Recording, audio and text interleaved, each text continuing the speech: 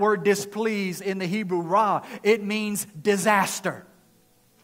In other words, Jonah said, this is a disaster.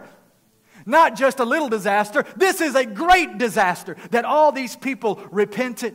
And then notice it says that he became angry. The idea here is not just one in which he was nonplussed.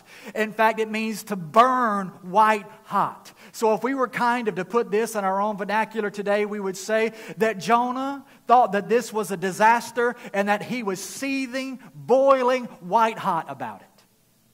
Now let me ask you a question this morning. Is that the kind of compassion that God wants for His people? Why was Jonah so angry? Because he doesn't like the way God is doing things. You ever been there? I'm happy to worship God when everything is going my way. I'm happy to sing His praises when I have plenty of money in the bank to pay my bills.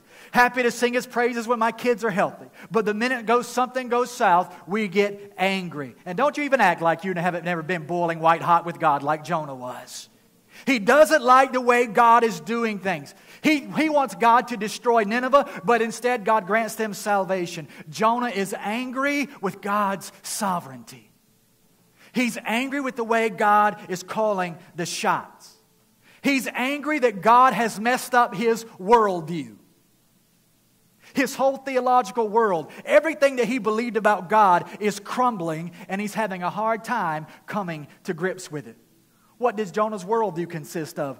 It's the same for many of us. Here's what Jonah thought. Jonah thought that God shouldn't forgive evil people. And the Ninevites were about as evil as they come. Remember back in our first or second sermon, we talked about the brutality of the Ninevites and how much they were hated. Jonah came from this whole idea that strict justice requires people to